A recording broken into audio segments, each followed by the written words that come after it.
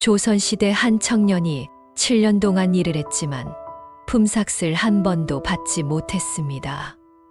원래 그런 거다. 마을 사람들은 늘 그렇게 말했었죠. 그러던 어느 날 탐욕스러운 사또가 나타나 이 청년을 이용하였습니다. 글도 모르는 청년에게 무작정 도장을 찍게 했죠. 도장을 찍고 난 뒤 받지도 않은 쌀 30가마를 갚으라 하여 큰 빚이 생겨버리고 말았죠. 이 청년은 도저히 참을 수 없어서 최후의 결심을 하게 됩니다. 그 후 1년 뒤 사또는 백성들 앞에서 곤장 50대를 비참하게 맞고 있었습니다. 까막 눈 백성이 어떻게 탐욕스러운 탐관오리를 무너뜨렸을까요? 이야기를 듣기 전 구독과 좋아요, 알람 설정 부탁드립니다. 그럼 지금부터 조선시대 야담 이야기 시작합니다. 조선 숙종 연간 충청도 어느 산골 마을에 이한이라는 청년이 살고 있었습니다. 18배 부모를 잃고 25이 된 지금까지 혼자 살아왔지요. 마을 끝 낡은 움막에서 하루하루를 연명하는 처지였습니다. 밥은 남의 집 일을 거들어주고 얻어먹었고 옷은 누군가 버린 것을 주워 입었습니다. 그렇게 7년을 살았습니다. 마을 사람들은 이한을 불쌍히 여기면서도 한편으로는 귀찮아했습니다. 의지할 곳 없는 사람이란 그런 것이었지요. 이한은 말이 없었습니다. 시키는 일은 묵묵히 했고 불평도 하지 않았습니다. 그래서 사람들은 이한을 더욱 만만하게 여겼습니다. 그날은 가을 추수가 끝나고 품삯을 나눠주는 날이었습니다. 해마다 이맘때면 마을 사람들은 사랑채 앞마당에 모여들곤 했지요. 올해는 풍년이라 했습니다.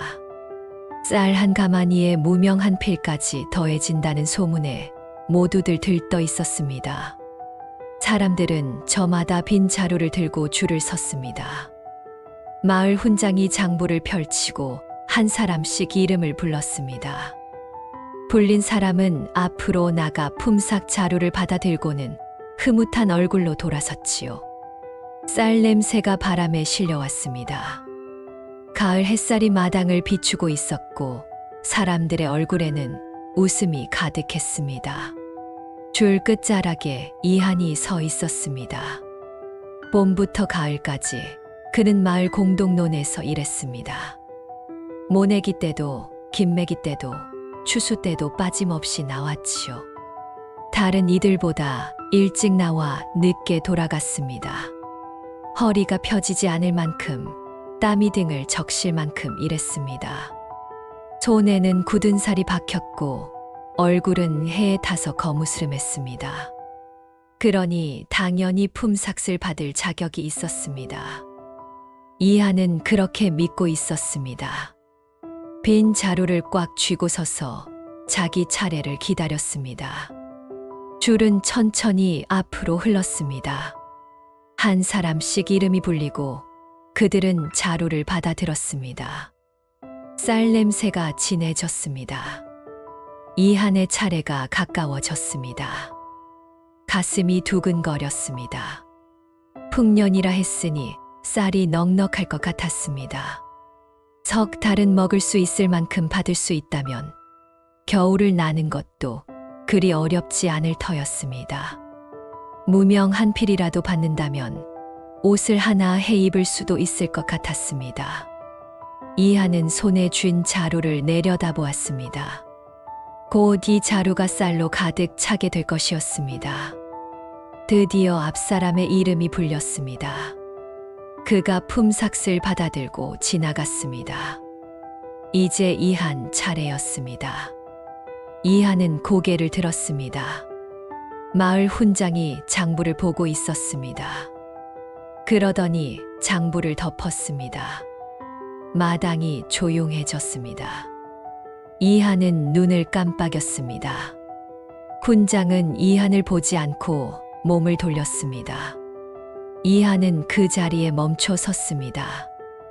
훈장이 다시 돌아와 품삯을 줄 거라고 생각했습니다. 하지만 훈장은 그냥 걸어갔습니다. 사랑채 안으로 들어가 문을 닫았지요. 마당에는 이한만 남았습니다. 사람들은 저마다 받은 품삯을 들고 집으로 향했습니다. 누구도 이한을 돌아보지 않았습니다. 마치 그가 처음부터 그 자리에 없었던 것처럼 말이지요. 누군가 이한의 어깨를 스쳐 지나갔습니다. 사과도 없었습니다. 이한은 움직이지 못했습니다. 왜일까요? 분명히 이랬습니다. 다른 사람들보다 더 많이, 더 열심히 일했습니다. 하루도 빠지지 않았습니다. 아파도 나갔고 비가 와도 나갔습니다. 그런데 왜 품삯을 주지 않는 걸까요? 이한은 알 수 없었습니다. 해가 기울었습니다. 마당이 텅 비었습니다. 이한은 한참을 그 자리에 서 있었습니다.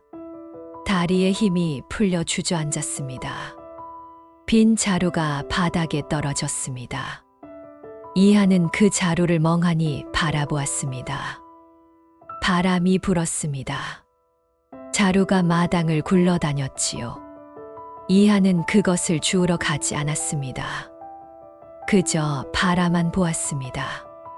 해가 점점 더 기울었고 마당에는 그림자가 길게 드리워졌습니다.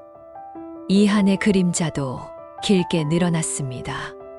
빈 자루 옆에 앉아 있는 사람의 그림자였습니다. 한참이 지나서야 이한은 천천히 일어났습니다. 자루를 주웠습니다. 여전히 비어 있었습니다. 이한은 그 빈 자루를 들고 움막으로 돌아갔습니다. 길을 걷는 내내 고개를 들 수 없었습니다. 마을 사람들과 마주칠까 두려웠지요. 누군가 웃는 소리가 들렸습니다. 품삯을 받아 기뻐하는 사람들이었습니다. 이한은 걸음을 재촉했습니다. 움막에 들어서자 온기라곤 하나도 없었습니다. 쌀독은 비어 있었고 장작도 거의 남지 않았습니다. 며칠이 지났습니다. 이한은 마을 우물가에서 물을 기르러 온 안악들을 만났습니다. 그들은 이한을 보자 수군거렸지요. 이한은 조심스럽게 다가가 물었습니다. 품삯 나눠주던 날 왜 자신만 받지 못했는지를 물었습니다. 안악들은 잠시 서로 눈치를 보더니 한 사람이 입을 열었습니다. 원래 그런 거야. 다른 안악이 고개를 끄덕이며 말했지요. 내 처지가 그렇지 뭐. 세 번째 안악이 한숨을 쉬며 말했습니다. 조금만 참으면 언젠가는 받을 수 있을 거야. 하지만 그 언젠가가 정확히 언제인지는 아무도 말해주지 않았습니다. 이한이 다시 물었습니다. 자신이 무엇을 잘못했는지를 물었습니다. 안악들은 고개를 저었습니다. 잘못한 건 없지. 그냥 원래 그런 거야. 그리고는 물동이를 이고 가버렸습니다. 이한은 우물가에 혼자 남았습니다. 물동이에 비친 자신의 얼굴을 보았습니다. 추척하고 지친 얼굴이었습니다. 이한은 마을 이장을 찾아갔습니다.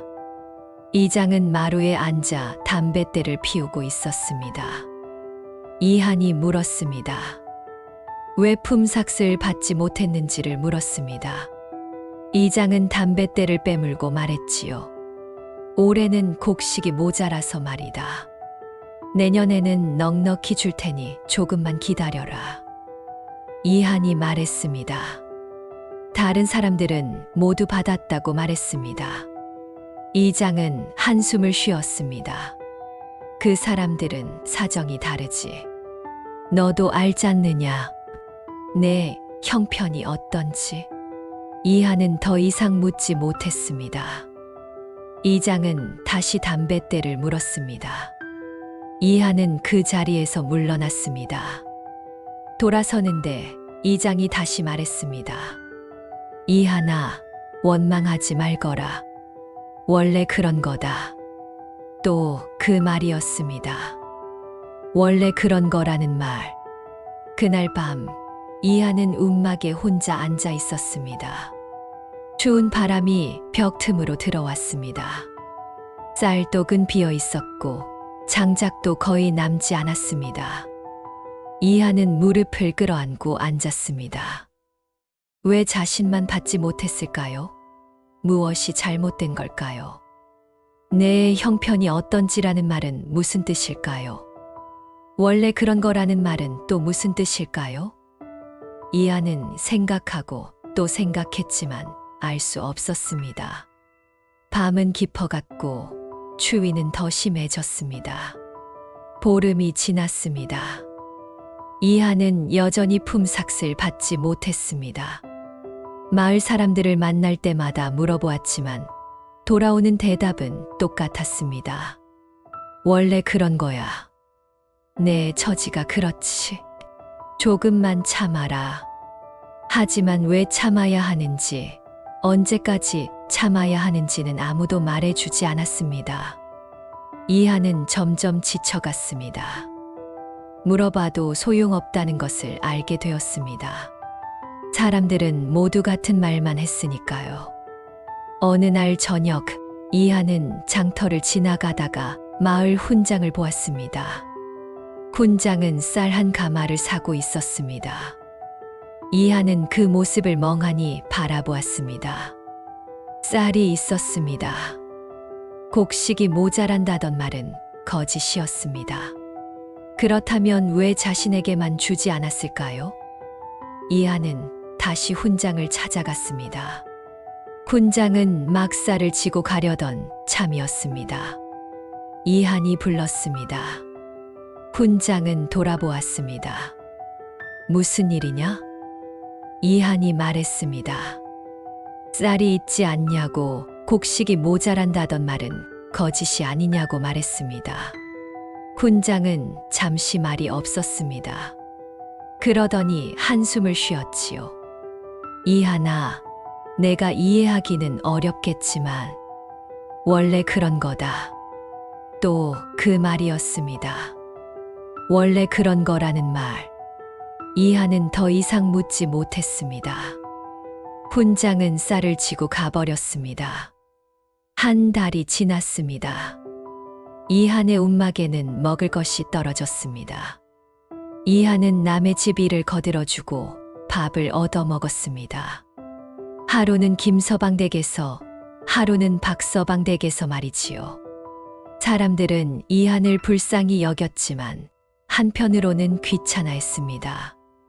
가진 것 없는 사람에게 베푸는 것은 쉬운 일이 아니었으니까요. 김서방 댁에서 일을 거들 때였습니다. 저녁을 먹으며 김서방이 말했습니다. 이하나, 내가 불쌍하기는 하지만 우리도 먹고 살기 바쁘단 말이다. 너무 자주 오지는 말아라. 이하는 고개를 숙였습니다. 김서방의 말이 틀린 것은 아니었습니다.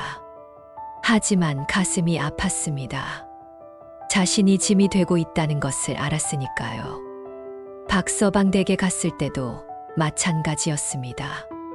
박서방의 아내가 말했습니다. 이한이, 미안하지만 우리 집도 형편이 넉넉지 않아. 다음부터는 다른 집으로 가보려. 이하는 점점 말이 없어졌습니다.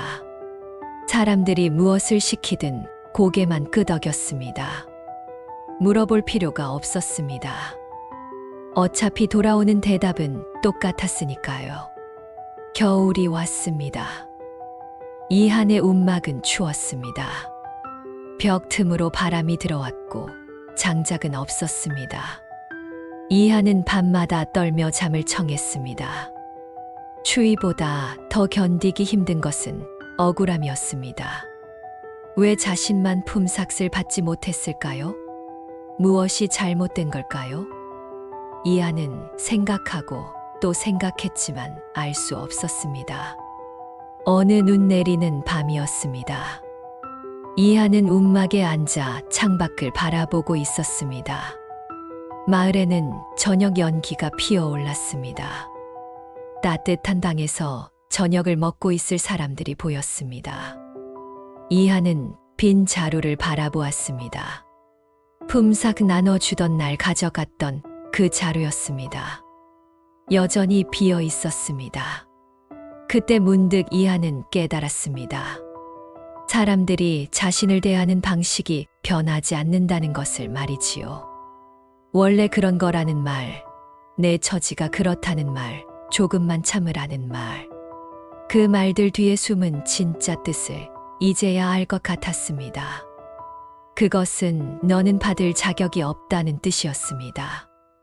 아무리 일해도 아무리 애써도 자신의 처지는 변하지 않는다는 뜻이었습니다. 이하는 빈 자루를 꽉 쥐었습니다. 손에 힘이 들어갔습니다. 그리고 그날 밤 이한의 마음속에는 무언가가 자라나기 시작했습니다. 그것이 분노인지 결심인지 이한 자신도 아직은 알 수 없었습니다. 다만 한 가지는 분명했습니다. 이대로 살 수는 없다는 것, 변해야 한다는 것. 하지만 어떻게 변해야 할지 이한은 아직 알지 못했습니다. 눈은 계속 내렸습니다. 움막의 지붕에 쌓이고 마당에 쌓이고 세상을 하얗게 덮었습니다. 이하는 그 눈을 바라보며 생각했습니다. 봄이 오면 어떻게 해야 할까? 또다시 일을 해야 할까? 또다시 품삯을 받지 못할까? 또다시 원래 그런 거다라는 말을 들어야 할까? 하지만 이하는 아직 답을 찾지 못했습니다. 다만 한 가지, 이한의 눈빛만은 예전과 달라져 있었습니다. 순하고 착하기만 하던 그 눈빛이 아니었습니다. 무언가 단단해진 눈빛이었습니다. 마을 사람들은 아직 그것을 눈치채지 못했지만 말이지요. 겨울이 지나고 봄이 왔습니다. 이하는 여전히 마을 끝 움막에서 살았습니다. 겨울 내내 굶주리고 얼어 죽을 뻔했지만 어떻게든 살아남았지요. 사람들은 이한이 아직도 살아있다는 것에 놀라워했습니다. 저런 처지로 겨울을 났다니 참 즐기다는 말을 했습니다. 하지만 그뿐이었습니다. 누구도 이한에게 손을 내밀지 않았습니다. 봄이 오자 마을에는 다시 일이 시작되었습니다. 모내기 철이 다가왔고 사람들은 논밭으로 나갔습니다. 이한도 나갔습니다. 작년처럼 누가 부르지 않아도 논으로 갔습니다. 사람들은 이한을 보고 어이없다는 표정을 지었지요. 작년에 품삯도 못 받았으면서 또 일하러 나왔다니 정말 어리석은 놈이라고 수군거렸습니다. 하지만 이한은 아무 말도 하지 않았습니다. 묵묵히 일했습니다. 다른 사람들보다 일찍 나와 늦게 돌아갔습니다. 작년과 똑같았습니다. 사람들은 이한을 보며 고개를 저었습니다. 저렇게 일해봤자 소용없을 텐데, 또 품삯 못 받을 텐데, 그래도 나오는구나 하고 말했습니다. 어느 날이었습니다. 마을 훈장이 품삯 기록을 하러 논으로 왔습니다. 장부를 펼치고 일한 사람들의 이름을 적어 나갔지요. 훈장은 이한을 보고도 장부에 적지 않았습니다. 작년처럼 말입니다. 이한은 멀리서 그 모습을 바라보았습니다. 훈장이 장부를 덮고 돌아가는 모습을 말이지요. 그런데 이상한 일이 일어났습니다. 이한이 논둑에 앉아 훈장의 장부를 바라보고 있었습니다. 아주 오랫동안 말입니다. 김서방이 지나가다가 보고 물었습니다. 이한아, 뭘 그렇게 보고 있느냐? 이한은 대답하지 않았습니다. 그저 장부가 놓인 쪽을 바라볼 뿐이었습니다. 김서방은 이상하다는 듯 고개를 갸우뚱하고 지나갔습니다. 이한은 그를 모르는 사람이었습니다. 그런데 장부를 그렇게 오래 바라본다는 것이 이상했지요. 며칠 뒤에도 비슷한 일이 있었습니다. 마을 이장이 사랑채에서 문서를 보고 있을 때였습니다. 이한이 마당을 지나가다가 멈춰 섰습니다. 그리고 사랑채 쪽을 바라보았습니다. 아주 오랫동안 말입니다. 이장이 알아차리고 소리쳤습니다. 이한아, 거기서 뭐 하느냐? 이한은 그제야 고개를 돌리고 지나갔습니다. 이장은 이상하다는 생각을 했습니다. 이한이 자신을 쳐다본 것이 아니라 문서를 쳐다본 것 같았으니까요. 하지만 이한은 그를 모르는 사람이었습니다.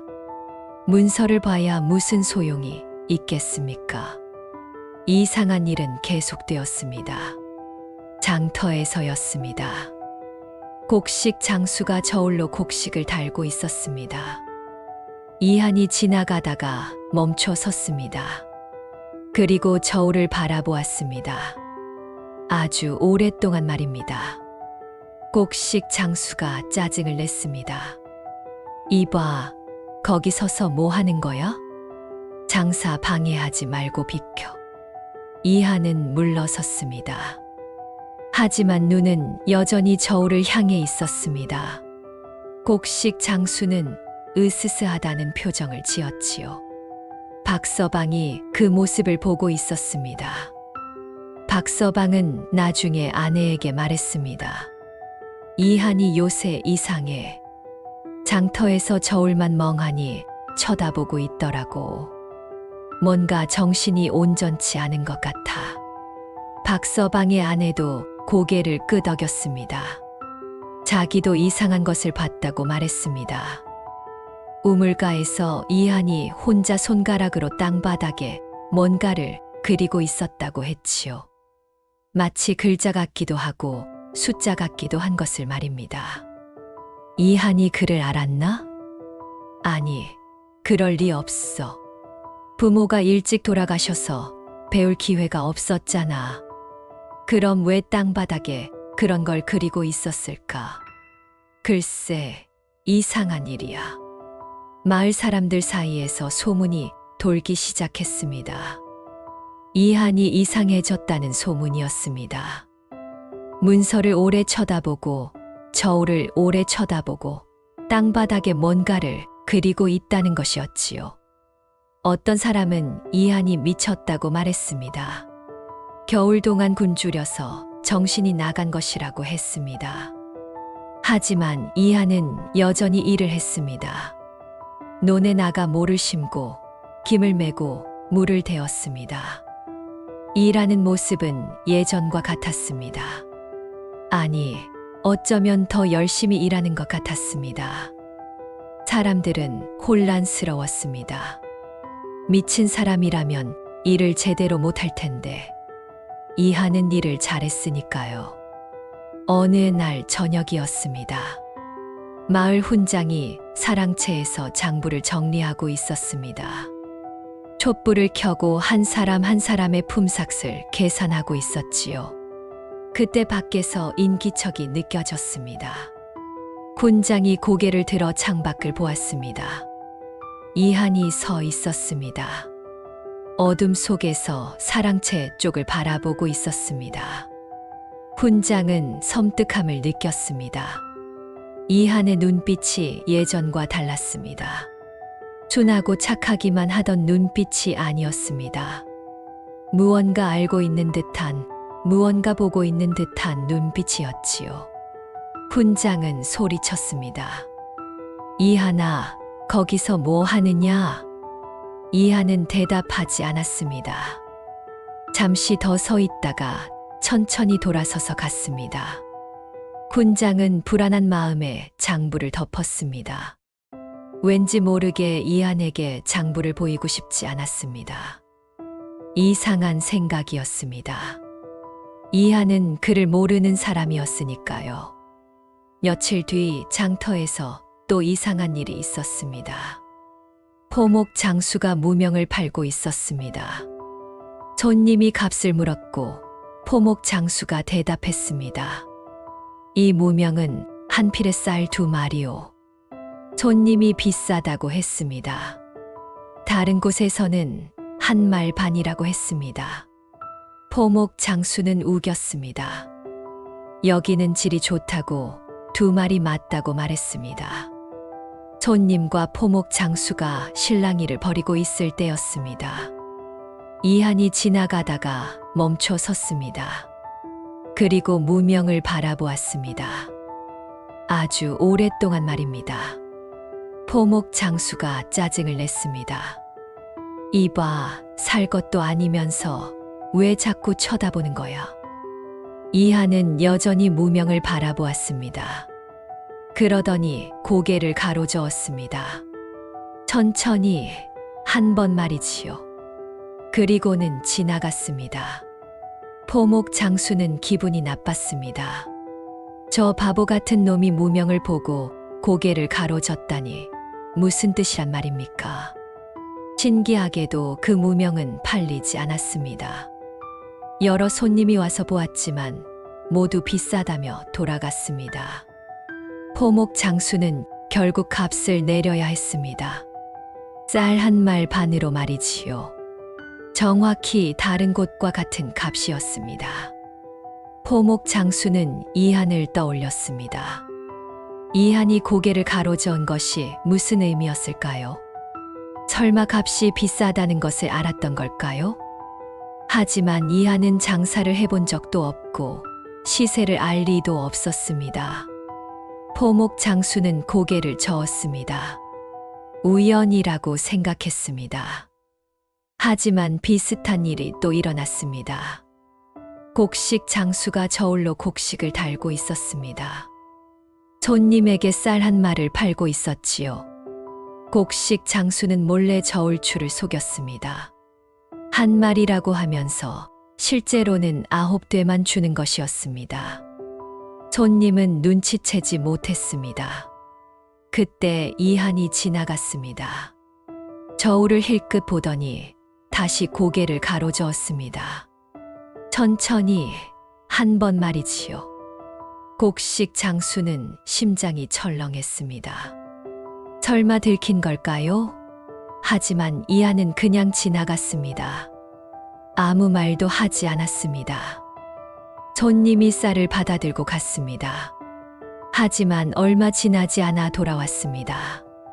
집에 가서 재어보니 한 마리 아니라 9대밖에 안 된다고 화를 냈습니다. 곡식 장수는 발뺌했지만 결국 모자란 쌀을 더 줘야 했습니다. 곡식 장수는 이한을 떠올렸습니다. 이한이 고개를 가로저은 것이 무슨 의미였을까요? 설마 저울이 속임수라는 것을 알았던 걸까요? 하지만 이한은 저울을 다뤄본 적도 없고 그럴 리가 없었습니다. 곡식 장수도 고개를 저었습니다. 우연이라고 생각했습니다. 하지만 마을 사람들은 점점 이상하다는 생각을 하게 되었습니다. 이한이 뭔가를 알고 있는 것 같다는 생각을 말이지요. 하지만 무엇을 아는지는 알 수 없었습니다. 이한은 아무 말도 하지 않았으니까요. 어느 날 밤이었습니다. 마을 개들이 짖기 시작했습니다. 온 마을의 개들이 한꺼번에 짖었습니다. 사람들은 무슨 일인가 싶어 밖으로 나왔습니다. 하지만 아무것도 보이지 않았습니다. 도둑도 없었고 짐승도 없었습니다. 그런데 이상한 것은 개들이 모두 한 방향을 보고 짖고 있다는 것이었습니다. 바로 이한의 움막 쪽이었습니다. 사람들은 수군거렸습니다. 왜 개들이 저쪽을 보고 짖는 거야? 이한이 뭘 한 건가? 아니면 이한한테 무슨 일이 생긴 건가? 하지만 아무도 확인하러 가지 않았습니다. 왠지 두려웠으니까요. 개들은 한참을 짖다가 잠잠해졌습니다. 사람들은 집으로 돌아갔습니다. 하지만 마음 한구석이 불편했습니다. 다음 날 아침 김서방이 이한을 만났습니다. 이한은 여느 때처럼 논으로 가고 있었습니다. 김서방이 물었습니다. 이하나, 어젯밤에 집에 무슨 일 있었냐? 개들이 내 집 쪽을 보고 짖던데. 이하는 고개를 저었습니다. 아무 일도 없었다는 듯이 말이지요. 김서방은 이한의 얼굴을 자세히 보았습니다. 뭔가 달라진 것 같았습니다. 눈빛이 더 또렷해진 것 같았습니다. 하지만 착각일 수도 있었습니다. 며칠 뒤 마을에 떠돌이 점쟁이가 왔습니다. 사람들은 신기해하며 모여들었습니다. 점쟁이는 사람들의 사주를 봐주고 앞날을 점쳐주었습니다. 이한도 그 모습을 멀리서 보고 있었습니다. 점쟁이는 문득 이한을 보았습니다. 그리고 얼굴이 굳어졌습니다. 한참을 이한을 바라보더니 갑자기 짐을 쌌습니다. 사람들이 놀라서 물었습니다. 어디 가십니까? 아직 다 안 봐주셨잖아요. 점쟁이는 급하게 대답했습니다. 오늘은 이만 가봐야겠소. 날이 좋지 않소. 그리고는 황급히 마을을 떠났습니다. 사람들은 어리둥절했습니다. 무엇이 점쟁이를 그렇게 급하게 만들었을까요? 어떤 사람은 이한을 보고 놀란 것 같다고 말했습니다. 하지만 왜 놀랐는지는 아무도 몰랐습니다. 그날 밤 훈장은 잠을 이루지 못했습니다. 자꾸 이한의 얼굴이 떠올랐습니다. 어둠 속에서 사랑채를 바라보던 이한의 눈빛이 떠올랐지요. 그 눈빛은 무언가를 알고 있는 듯 했습니다. 무언가를 보고 있는 듯 했습니다. 훈장은 불안했습니다. 하지만 이유를 알 수 없었습니다. 이한은 그저 가난하고 의지할 곳 없는 청년일 뿐이었습니다. 글도 모르고 힘도 없는 사람이었습니다. 그런 사람이 무엇을 할 수 있겠습니까? 하지만 훈장의 불안은 사라지지 않았습니다. 아니, 오히려 점점 커져갔습니다. 마을 사람들도 비슷한 기분이었습니다. 이한이 무언가 달라졌다는 것을 느꼈습니다. 하지만 무엇이 달라졌는지 정확히 말할 수 없었습니다. 이한은 여전히 말이 없었고 여전히 묵묵히 일했습니다. 겉으로 보기에는 아무것도 변한 것이 없었습니다. 하지만 사람들은 알 수 있었습니다. 이한의 눈빛이 달라졌다는 것을, 이한이 무언가를 보고 있다는 것을, 그리고 그것이 무엇인지 모르기 때문에 두렵다는 것을. 그때부터 사람들은 이한을 무시하면서도 은근히 피하기 시작했습니다. 여름이 무르익어 갈 무렵 마을에 소문이 돌았습니다. 고을 사또가 순시를 나온다는 소문이었습니다. 마을 사람들은 긴장했습니다. 사또가 오면 마을의 모든 것을 점검한다고 했으니까요. 장부도 보고 백성들의 형편도 살핀다고 했습니다. 마을 훈장과 이장은 부랴부랴 준비를 했습니다. 사또의 눈에 잘 보여야 마을이 편안하게 지낼 수 있었으니까요.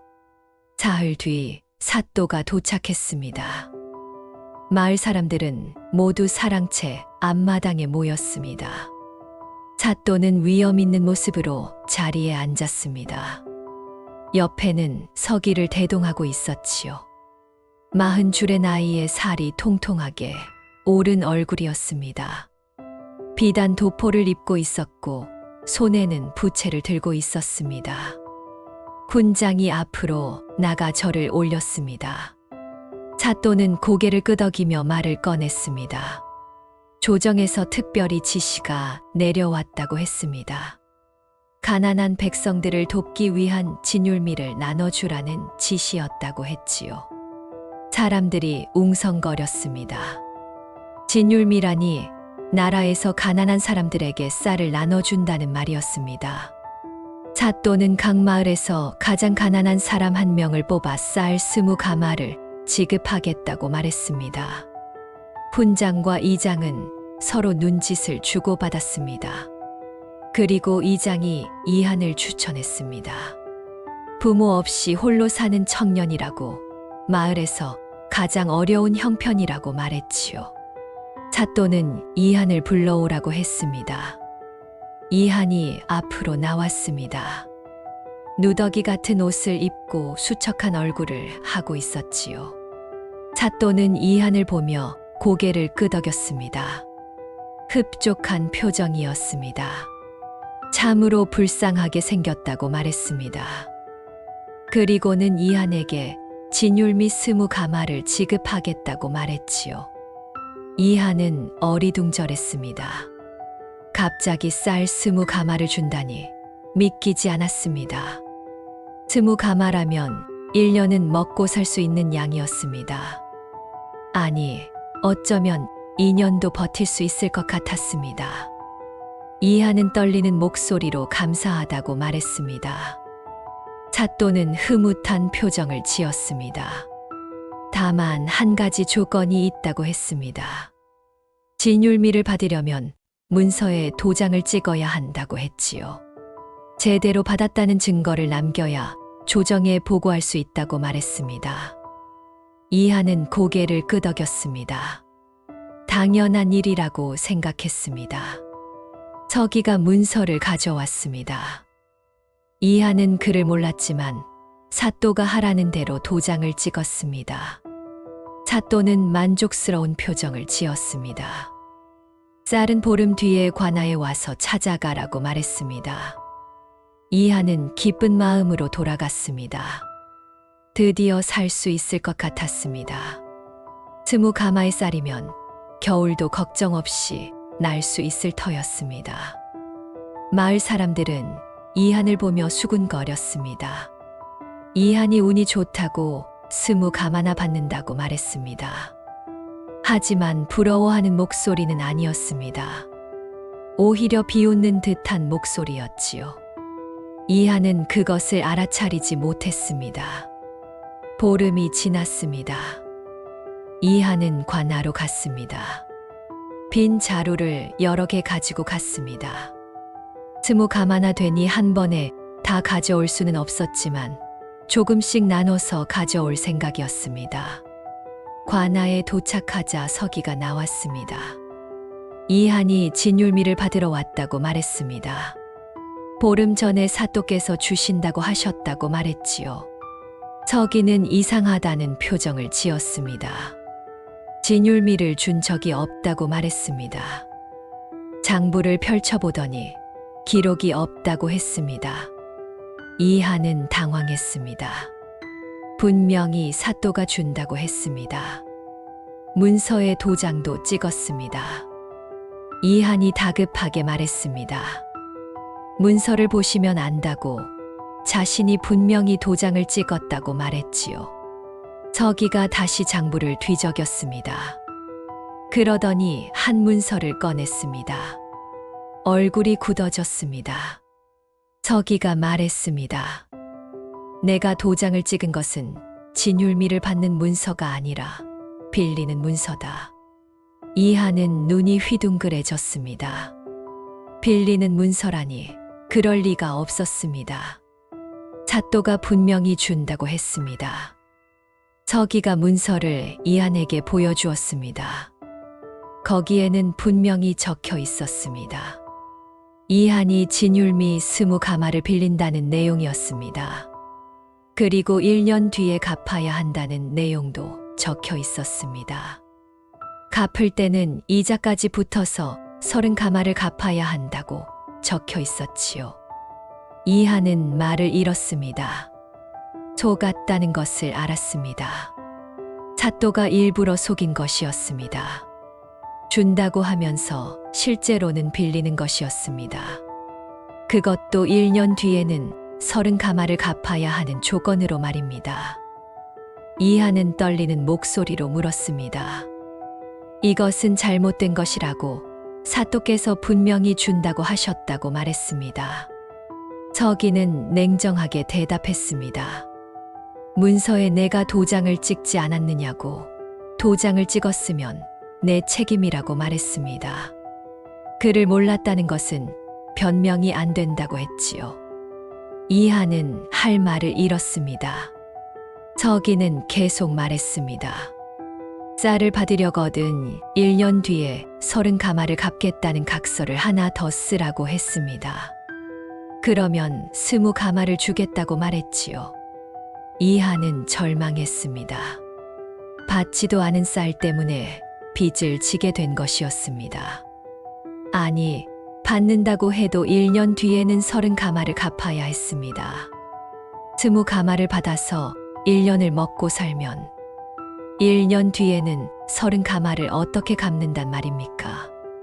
이하는 고개를 저었습니다. 받지 않겠다고 말했습니다. 빚을 지고 싶지 않다고 말했지요. 서기는 비웃었습니다. 받지 않아도 상관없다고 말했습니다. 하지만 이미 문서에 도장을 찍었으니 빚은 진 것이라고 했습니다. 쌀을 받든 안 받든 1년 뒤에는 30가마를 갚아야 한다고 말했지요. 이하는 기가 막혔습니다. 이것은 말도 안 되는 일이었습니다. 받지도 않은 쌀을 갚으라니 이런 억울한 일이 어디 있단 말입니까? 이하는 사또를 만나게 해달라고 했습니다. 직접 사또께 말씀드리겠다고 했습니다. 서기는 코웃음을 쳤습니다. 사또는 바쁜 분이라고 내 같은 천민을 만날 시간이 없다고 말했습니다. 그리고는 이한을 내쫓았습니다. 이한은 관아 밖으로 쫓겨났습니다. 멍하니 서 있었습니다. 무슨 일이 벌어진 것인지 믿기지 않았습니다. 분명히 진율미를 준다고 했습니다. 사또가 직접 말했습니다. 마을 사람들도 다 들었습니다. 그런데 어떻게 이런 일이 일어날 수 있단 말입니까? 이하는 마을로 돌아왔습니다. 사람들을 만날 때마다 물었습니다.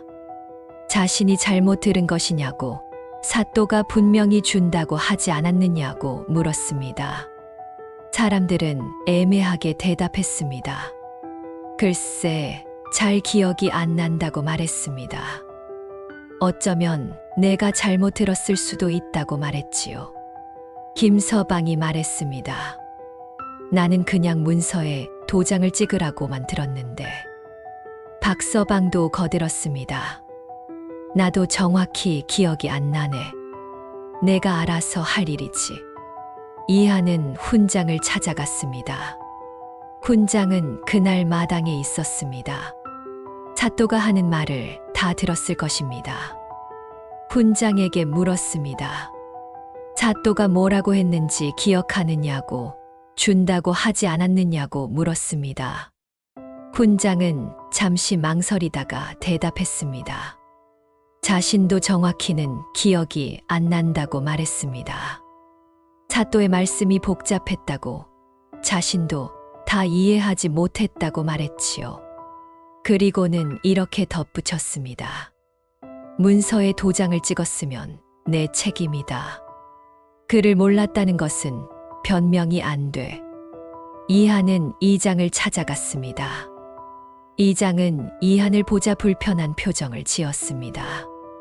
이한이 물었습니다. 왜 자신을 추천했느냐고, 이런 일이 벌어질 줄 알았느냐고 물었습니다.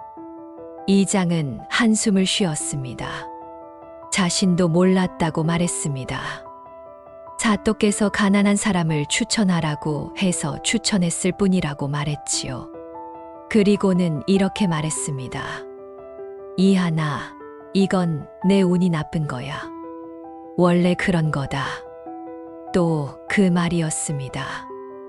원래 그런 거라는 말. 이하는 더 이상 묻지 않았습니다. 알았습니다.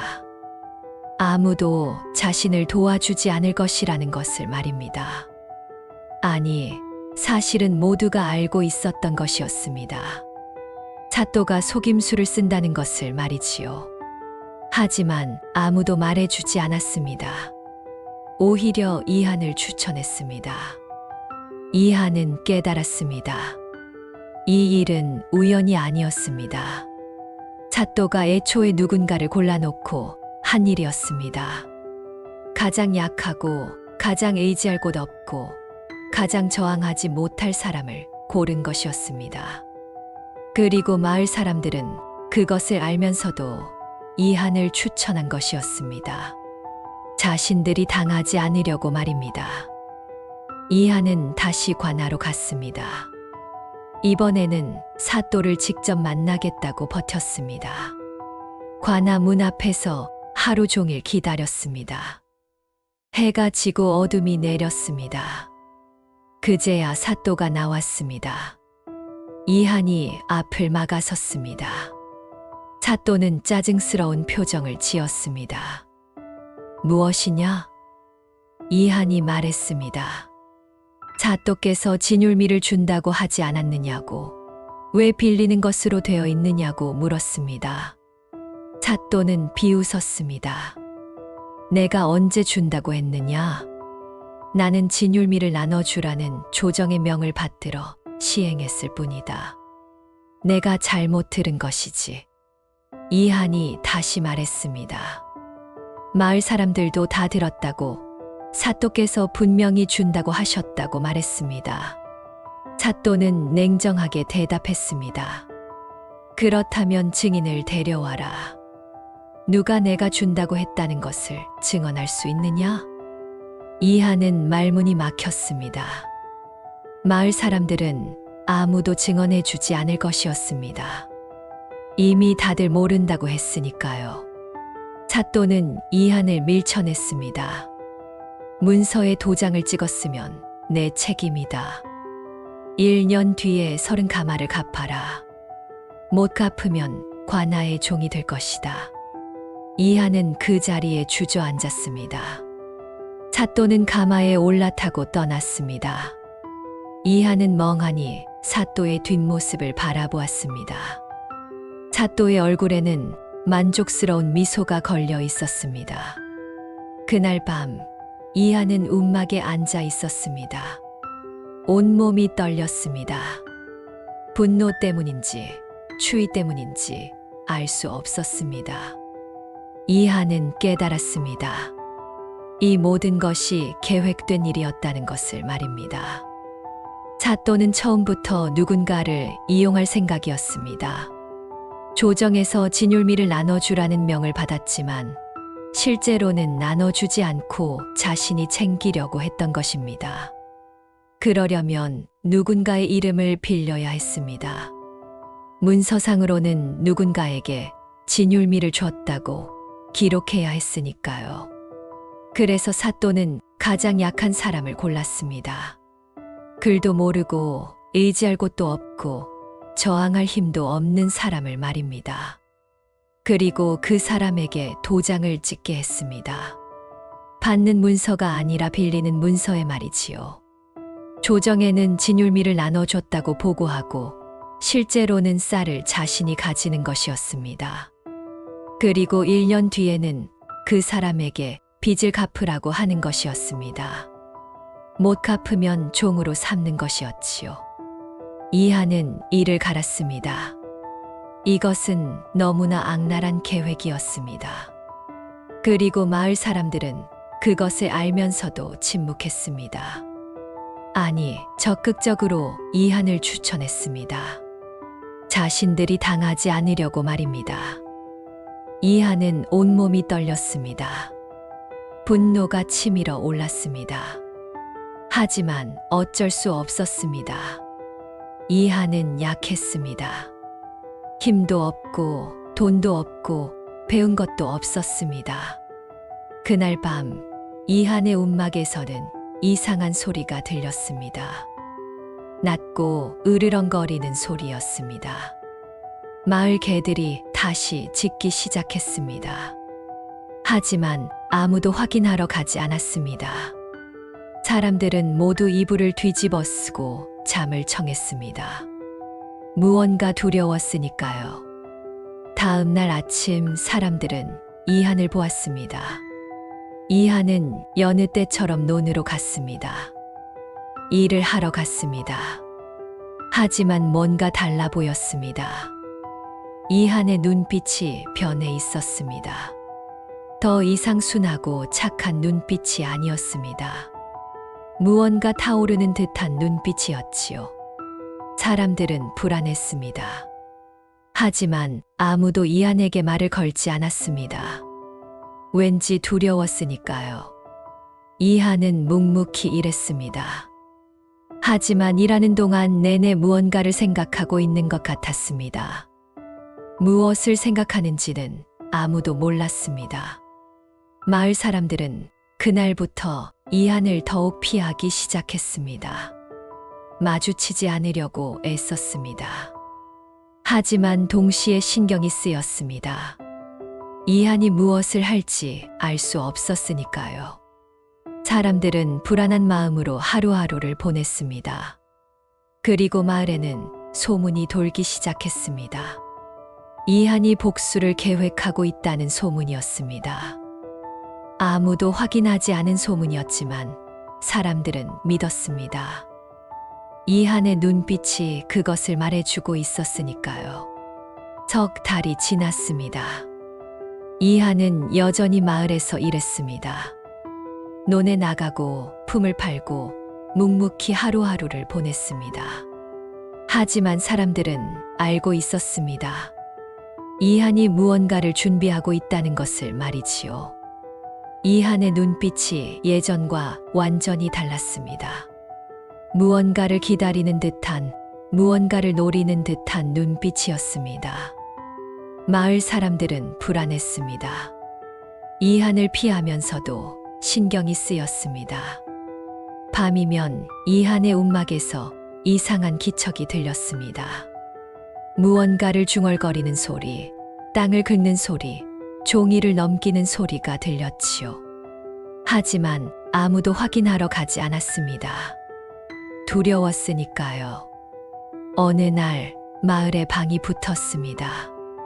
고을원님이 순실을 나온다는 방이었습니다. 사또가 아니라 원님이었습니다. 원님은 사또보다 높은 직책이었습니다. 원님이 오면 그동안의 행정을 점검한다고 했습니다. 장부를 보고 백성들의 민원을 듣고 잘못된 것을 바로잡는다고 했지요. 마을 사람들은 긴장했습니다. 사또도 긴장했습니다. 원님 앞에서 잘못이 드러나면 큰일이었으니까요.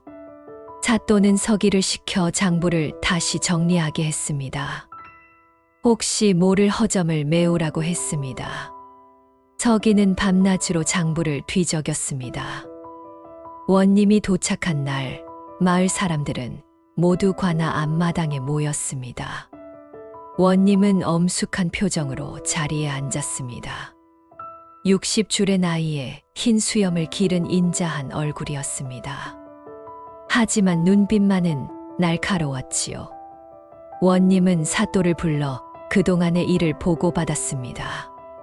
사또는 공손하게 절을 올리고 보고를 시작했습니다. 세금을 잘 거뒀다고 말했습니다.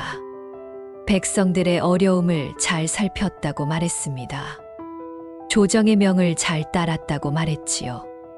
특히 진율미를 잘 나눠줬다고 강조했습니다. 가난한 백성들을 도왔다고, 조정의 은혜를 잘 전했다고 말했습니다.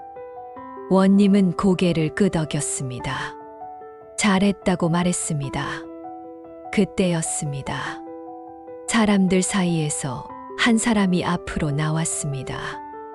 이한이었습니다. 이한은 원님 앞에 무릎을 꿇었습니다. 원님이 물었습니다. 무슨 일로 나왔느냐?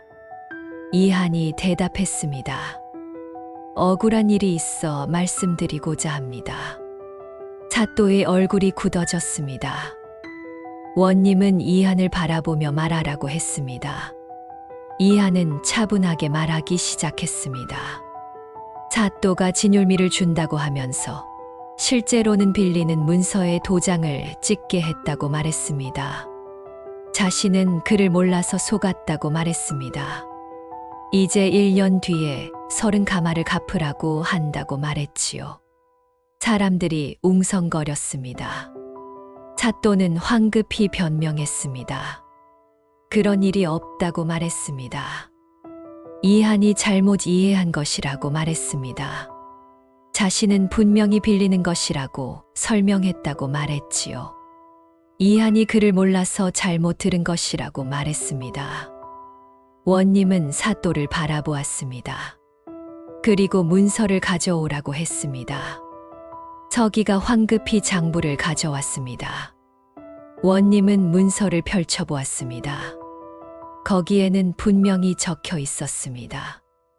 이한이 진율미 20가마를 빌렸다고 1년 뒤에 30가마를 갚는다고 적혀 있었습니다. 원님이 물었습니다.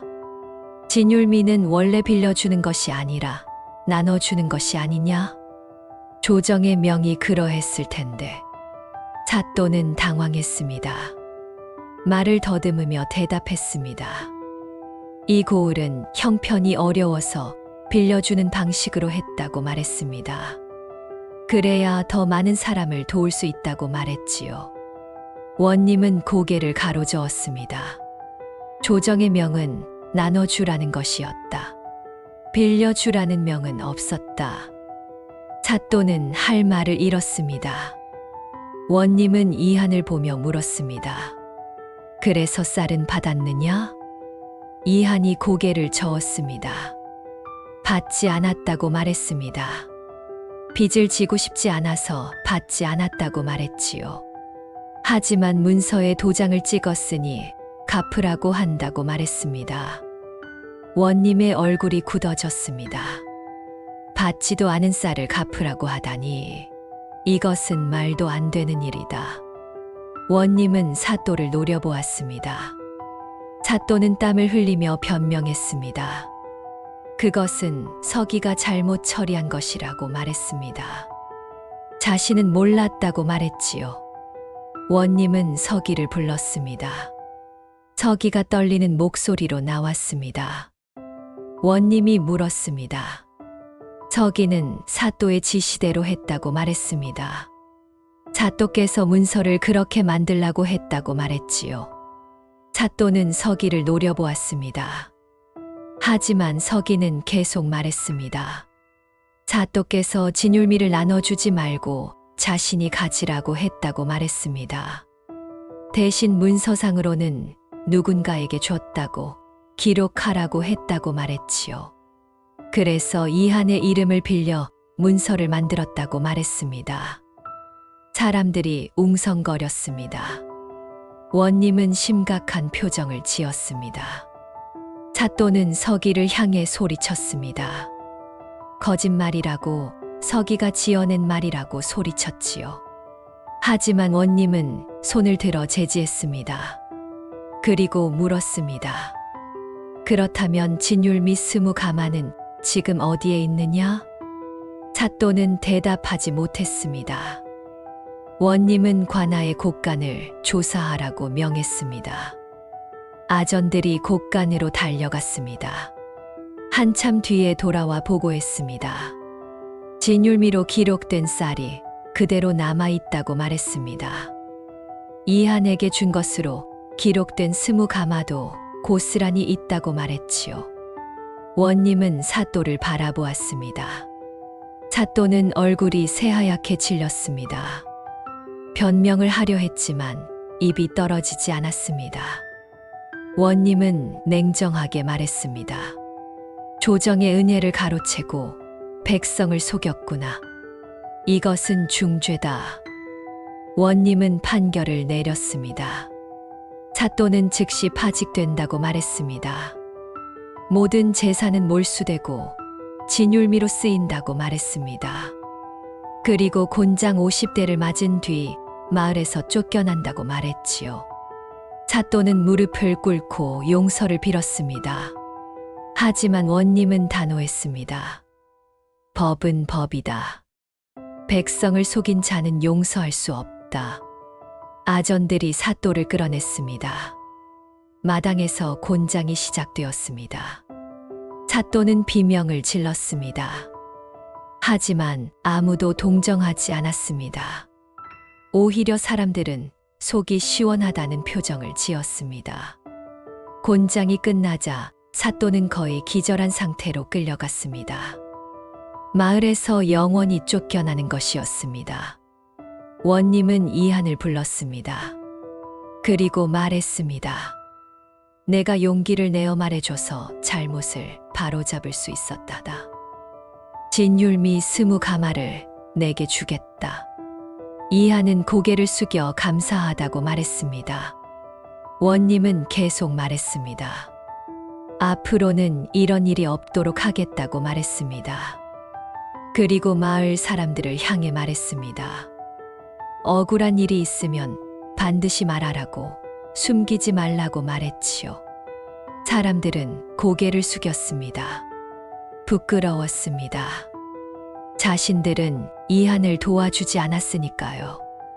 오히려 이한을 추천해서 희생양으로 만들었으니까요. 원님은 마을을 떠났습니다. 이한은 진율미 20가마를 받았습니다. 정말로 받은 것이었습니다. 이번에는 빌리는 것이 아니라 받는 것이었지요. 마을 사람들은 이한을 보았습니다. 이한의 얼굴에는 미소가 없었습니다. 차가운 표정이었습니다. 사람들은 불편했습니다. 이한이 자신들을 어떻게 생각할지 알 수 없었으니까요. 며칠 뒤 이한은 마을 사람들을 모았습니다.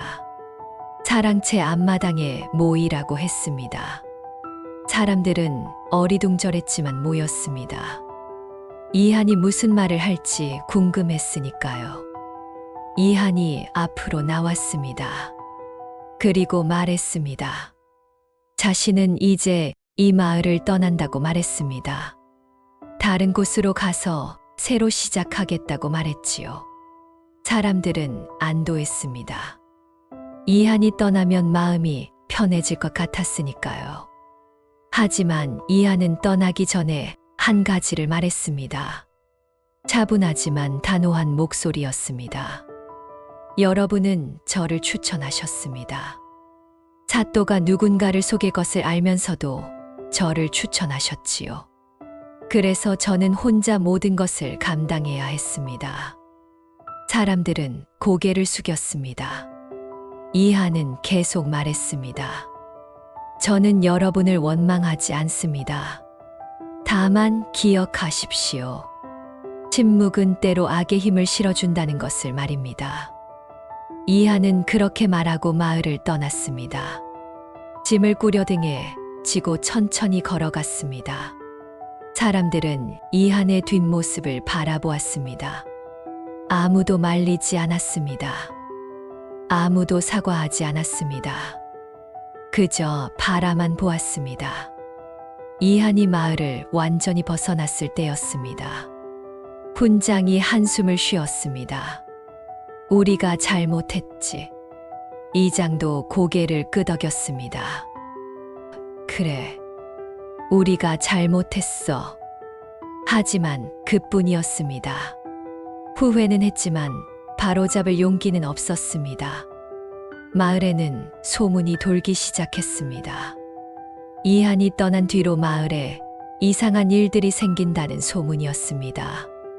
품삯을 속여봤던 사람들이 들켰습니다. 저울을 속이던 장사꾼들이 망했습니다. 거짓말을 하던 사람들이 망신을 당했지요. 사람들은 수군거렸습니다. 이한이 무언가를 했다고 이한의 저주라고 말했습니다. 하지만 그것은 저주가 아니었습니다. 단지 잘못된 것들이 드러난 것뿐이었습니다. 이한이 있을 때는 이한만 당했지만 이한이 떠나자 각자가 자신의 잘못을 감당하게 된 것이었습니다. 훈장은 장부를 보다가 문득 깨달았습니다. 작년에 이한에게 품삯을 주지 않은 것이 기록에 남아 있었습니다. 만약 누군가 이것을 본다면 자신이 곤란해질 것이었습니다. 훈장은 서둘러 장부를 고쳤습니다. 하지만 마음은 불편했습니다. 이장도 마찬가지였습니다. 이한을 추천한 것이 자꾸 마음에 걸렸습니다. 밤에 잠을 자다가 깨곤 했습니다. 이한의 얼굴이 떠올랐습니다. 그 차가운 눈빛이 떠올랐지요. 마을 사람들도 비슷했습니다. 이한을 만만하게 보고 함부로 대했던 것이 후회되었습니다. 하지만 이미 늦었습니다. 이한은 떠났고 돌아오지 않을 것이었습니다. 몇 달이 지났습니다. 마을에 새로운 사또가 부임했습니다. 새 사또는 엄격한 사람이었습니다. 모든 것을 철저히 점검했습니다. 장부를 보고 백성들의 민원을 듣고 잘못된 것을 바로잡았지요. 마을 사람들은 긴장했습니다. 이제는 함부로 할 수 없게 되었으니까요. 훈장은 새 사또 앞에서 장부를 보고 있습니다. 손이 떨렸습니다. 혹시 지난 일이 드러날까 두려웠습니다. 새 사또는 장부를 꼼꼼히 보았습니다. 그리고 물었습니다. 작년 품삯 기록이 이상하구나. 한 사람이 일했는데 품삯을 받지 못한 기록이 있다. 훈장은 식은땀을 흘렸습니다. 새 사또는 계속 말했습니다. 이런 일이 다시 있어서는 안 된다. 앞으로는 모든 사람에게 공정하게 대하도록. 훈장은 고개를 숙여 알겠다고 대답했습니다. 새 사또는 마을을 철저히 관리했습니다. 장터의 저울도 점검했고 품삯도 확인했습니다. 잘못하는 사람은 즉시 벌을 받았지요. 마을은 변했습니다. 이전보다 공정해졌습니다. 약한 사람을 함부로 대하는 일이 줄어들었습니다. 하지만 그것은 새 사또 때문만은 아니었습니다. 사람들이 두려워했기 때문이었습니다. 또다시 이한 같은 일이 생길까 두려워했던 것이었지요. 세월이 흘렀습니다. 마을 사람들은 이한을 잊어갔습니다. 하지만 완전히 잊을 수는 없었습니다. 가끔씩 이한이 떠올랐습니다. 특히 누군가를 부당하게 대할 때면 이한의 얼굴이 떠올랐지요. 그 차가운 눈빛이 떠올랐습니다. 그리고 사람들은 깨달았습니다. 이한이 자신들에게 남긴 것이 무엇인지를 말입니다. 그것은 저주가 아니었습니다. 교훈이었습니다. 약한 사람을 함부로 대하면 안 된다는 교훈, 침묵하면 안 된다는 교훈, 정의롭게 살아야 한다는 교훈이었지요. 마을은 그렇게 조금씩 변해갔습니다. 완벽하지는 않았지만 이전보다는 나아졌습니다. 그리고 그 변화의 중심에는 이한이 있었습니다. 떠났지만 잊히지 않는 사람, 약했지만 강했던 사람, 이한이 있었습니다. 이한이 마을을 떠난 지 1년이 지났습니다. 이한은 이웃 고을로 갔습니다. 그곳에서 작은 밭을 얻어 농사를 지었습니다. 진율미로 받은 쌀 20가마로 씨앗을 사고 농기구를 샀습니다.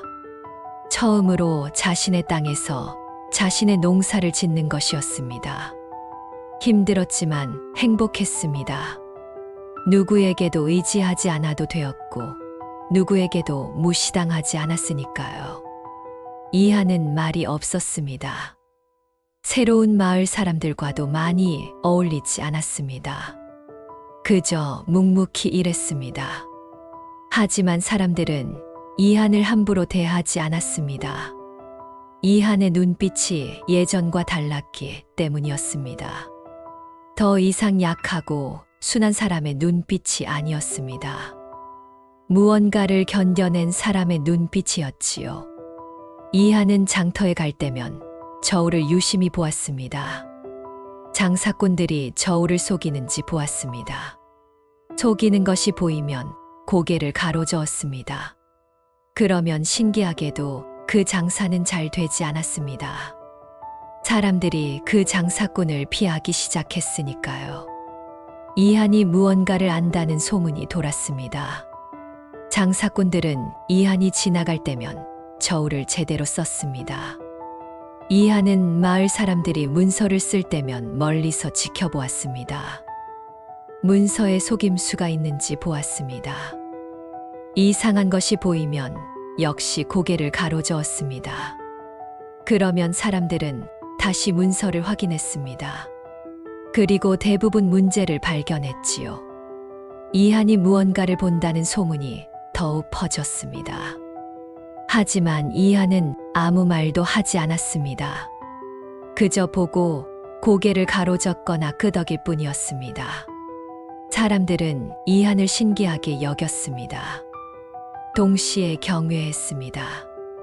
이한 앞에서는 거짓말을 할 수 없다고 믿었으니까요.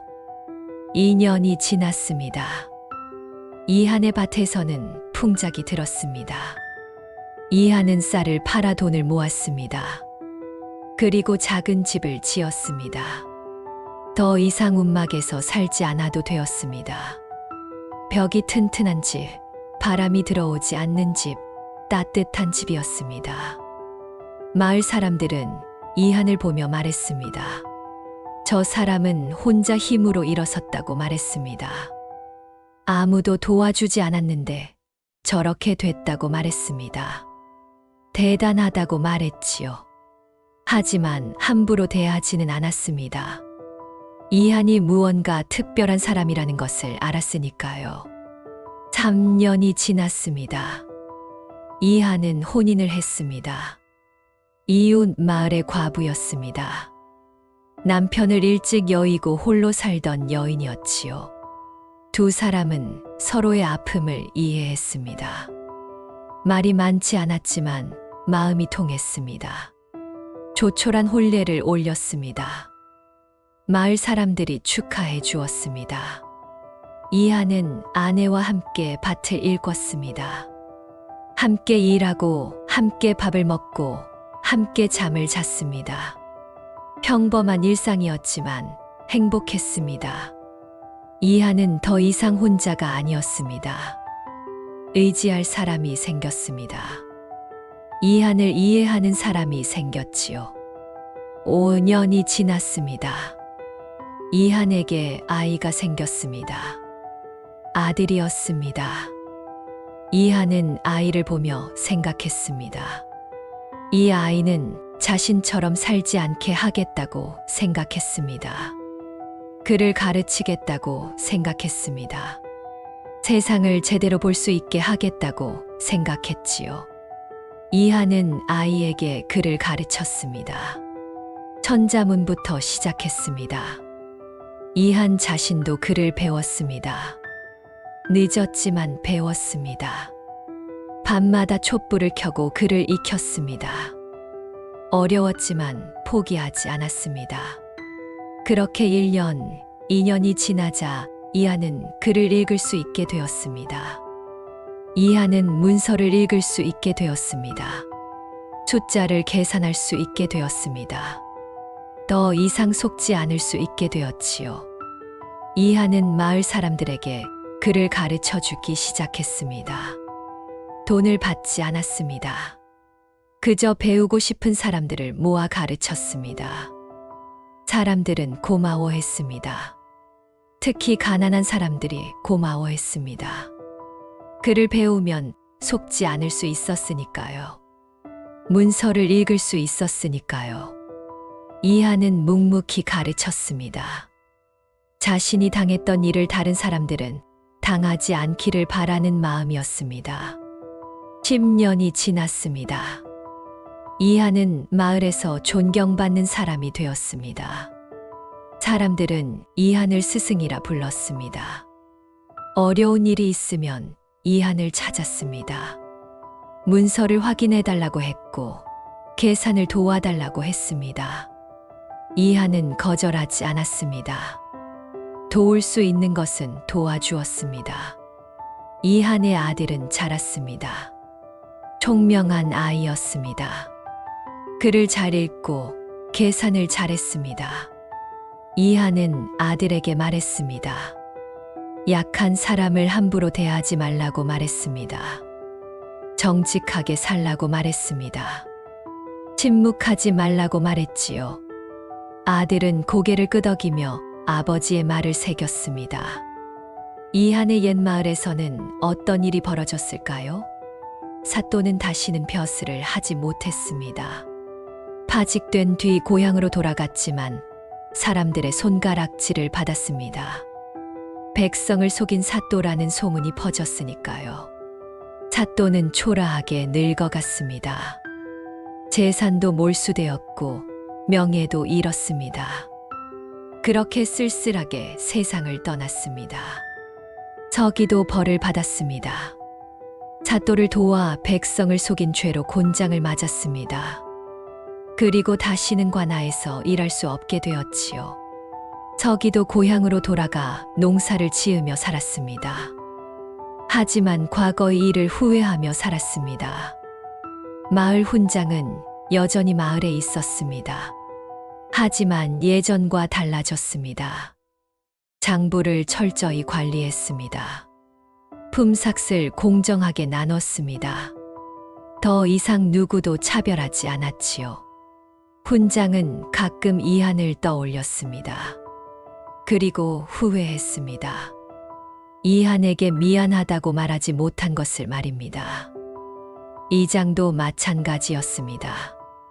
이장은 새로운 사또 앞에서 더욱 조심스러워졌습니다. 다시는 약한 사람을 희생양으로 만들지 않았습니다. 누군가를 함부로 추천하지 않았지요. 이장도 이한을 떠올리며 후회했습니다. 마을 사람들도 변했습니다. 장터에서 저울을 속이는 일이 줄어들었습니다. 품삯을 속이는 일도 줄어들었습니다. 문서에 거짓을 쓰는 일도 줄어들었지요. 완벽하지는 않았지만 이전보다 나아졌습니다. 그리고 사람들은 알고 있었습니다. 이 변화가 이한 때문이라는 것을 말입니다. 세월이 더 흘렀습니다.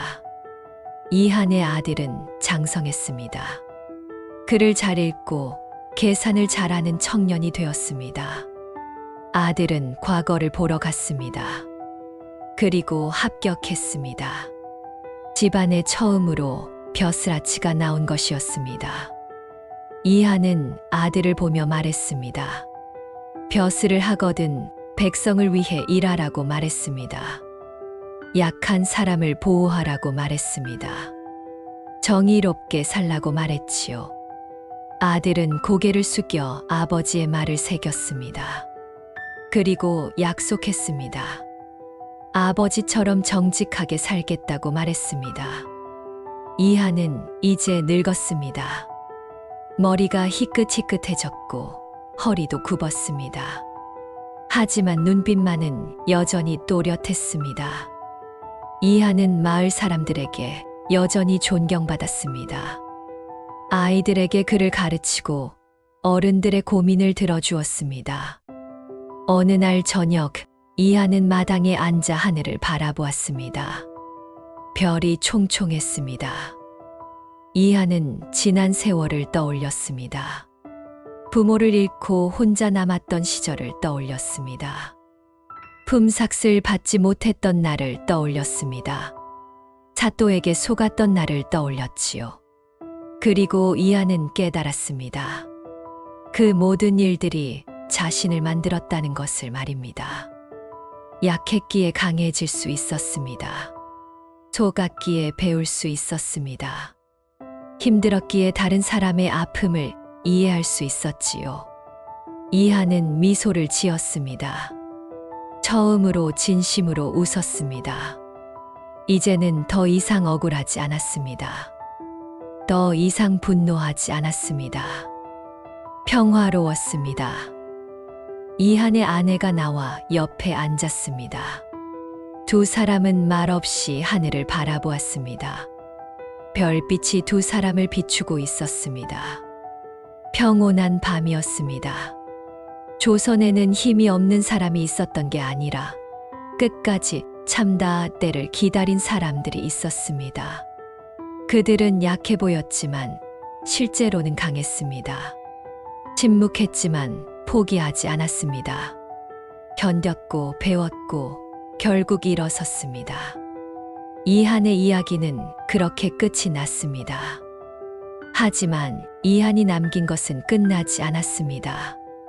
이한의 아들은 벼슬을 하며 백성을 위해 일했습니다. 이한이 가르친 아이들은 자라서 정직한 어른이 되었습니다. 이한이 살았던 마을은 조금씩 더 나아졌습니다.